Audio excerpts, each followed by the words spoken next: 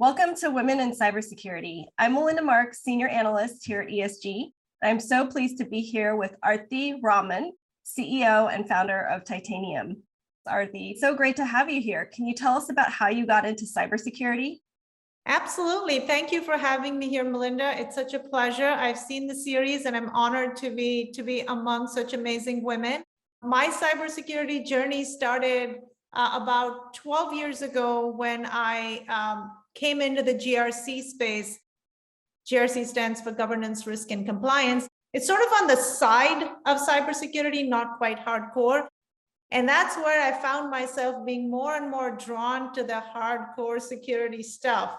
I found that all this is nice, the compliance bit, but I really want to get into core security and make an impact. So I looked for ways that I could move from GRC to hardcore security, and I ended up at Symantec.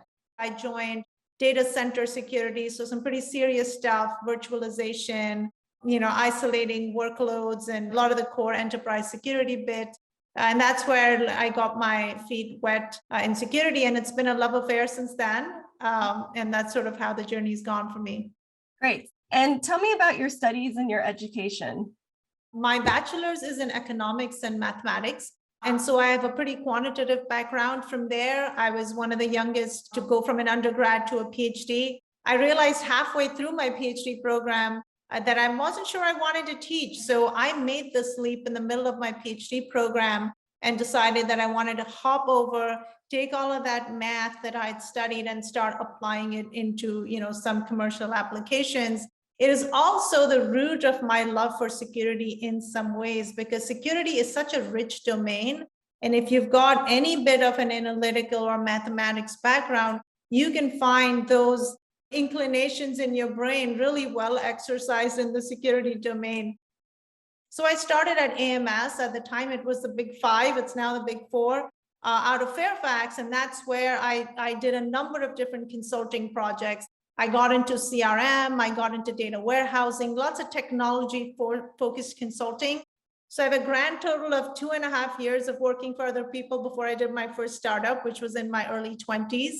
And that's when I took everything I learned at school, everything I learned at my 2 years at AMS, and I founded a company called Liquid Engines with a number of people out of Stanford. And so that company we did for a good 5 years, sold that to Thomson Reuters.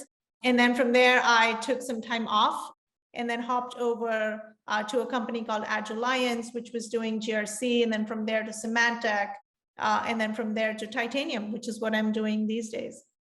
What are the things that you really focus on in those early stages, like getting to product market fit, working with customers, building the team? What types of things are really important, and how have you worked to make sure that you're a great leader and building a strong company? So I have the benefit of having done it before and having learned things. And, I've got a long list of lessons learned. When I was younger, it was very important to me to get the validation. I wanted to make sure I had the most important people, the highest profile advisors, the best investors, and the validation was so important to me as a young person that I went after that at the cost of maybe thinking through, the product market fit. This time around, I have been so clear that the most important thing is to get that market input into the product and value proposition before you even set up an entity. So by the time 2020 ended, I had a real product that met a real need for real use cases that was benchmarked in the labs of a large enterprise, completely different profile from my first startup. But this one allowed me to go to market so strong.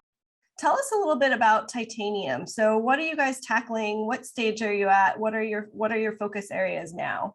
Absolutely. So one of the white spaces I found when I ran competitive intelligence at Symantec, it's one of the things I did there. I did enterprise strategy, I ran UX, I also did competitive. So one of the things I found is that information protection is pretty weak. The only thing that we know works is encryption, and the last invention there was 1977.